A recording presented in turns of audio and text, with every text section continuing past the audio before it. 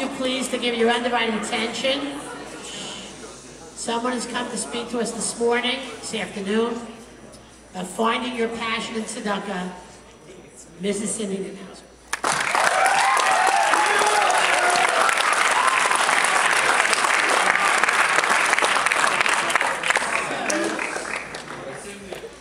Hi guys, girls, ladies, gentlemen. You know, I have to tell you, I speak all over the country and in different parts of the world as well. I was even in Sarajevo. Anybody ever been to Sarajevo? Yeah, it's Bosnia-Herzegovina, not a hotspot on my list.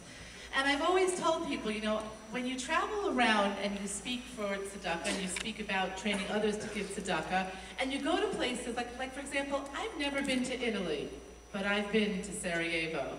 And you say to yourself, there's got to be a problem with that, except for the fact that we were the first Jewish group. The group that I was leading was the National Young Leadership Department and Cabinet for United Jewish Communities. We have a name change. We're now Jewish Federations of North America, so keep up. We met with the president of Bosnia-Herzegovina, who was Muslim. And he spent an hour and a half with these 50 young Jewish leaders from around the country and was fascinated by us because he was so confused as to the fact when I gave him a mezuzah that there was a cloth in there. And I was laughing to myself. There are Jews you would give a mezuzah to and they wouldn't know to ask about the cloth. So he was, is the right prayer in here so I'll be protected? So my title for that speech sometimes is, you know, like, remember the children's book, If You Give a Moose a Cookie?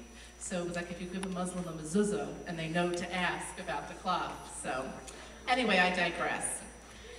You know, I've been involved, the expression I use in the tzedakah business, as I call it, I've had my hands in other people's pockets since I'm 15 years old. And some of you are, you know, older than 15 for the most part, and some of you are about to reach that goal. And people would say, how did you know to ask people for money when you were that age? And I said, well, I was involved in NCSY, and we needed money. We needed money. So I was in the living room of my friend's house in Oak Park, Michigan, and she said, we're gonna have a bunch of people, my friend's parents together, and you're from out of town. So why don't you talk about what NCSY has meant to you? And I got up, and I wrote a few notes, and I talked about what it meant to me. And I learned two things. One is that you're always the expert when you're from out of town. People really want to listen because they think, oh, you must know more than us because we're in town and you're from Chutz La'aretz, out of town. And the other is if you speak passionately or you have a cause that you believe in, there is not a mountain that you can't move. And that was something that I learned at a young age, but sometimes I forgot about it and lost sight about it as I reached this part of my life. I have my little cheat sheet notes, so here you go. There's no test, so it's all right. So the most important thing that I can share with you is being involved in tzedakah is to why do it. I mean, the truth is, why do you have to make it be more than that rumpled piece of dollar bill that doesn't fit into the vending machine anyway, so I might as well put it in the tzedakah box. How do you get from, all right, I have to give, I should give 10%, I can't give more than 20%, to really digging deep and thinking to yourself, what matters to me? What are my priorities in life?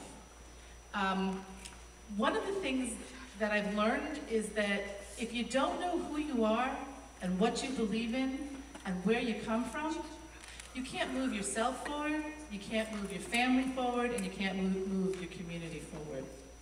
For me, personally, I grew up in a family where my father, may he rest in peace, was a Baal Tzedakah of the highest order.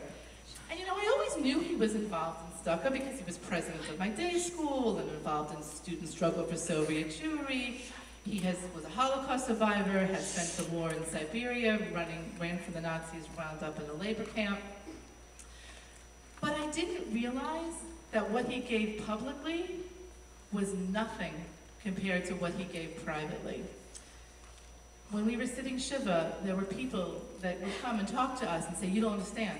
Your father paid for my daughter's wedding. And when I went to go repay it, he said, no, write a check to the yeshiva. He didn't even want the tax deduction for himself, you know? He said, just, that's important. And my brothers and I, every night of Shiva, would compare notes, and we would say, what bar mitzvah did Daddy pay for on your end? Because, I don't know, I got a wedding on this one. And I learned very important lesson number 2, right, of the ladder, so of Rambam's ladder, which is to give privately, how important that is too. Because there are causes that you're going to care about. And so you need to give privately as well, but to give publicly so people should understand how important it is for the whole world that we take care of one another. Because we're a family, we have to take care of one another. So I learned that about my dad. But my favorite story about where I came from was the fact that my grandmother, and she rest in peace, my father's parents, they used to lie to each other about one thing, and that was how much each was giving to tzedukah. Each was giving more, and they didn't want the other one to know. So when we found that out, I felt it was a custom I could continue, and every year when we get our taxes, your parents have your taxes, and it says what you give in charitable donations, my husband looks to say, okay, what did we really give this year? And I always laugh because it could have been the bill from Saks, it could have been the bill from Target, it could have been the other bill that my husband was concerned about. In fact, if anything, he's like, you know, I'd really like not to be a recipient. I would really like us to calm it down. And I learned about that. What matters to me? I love the fact that I have a Jewish education and can share with others. I love the fact that there are people out there in the world that are eating because I made sure that I asked others to come along on this path with me.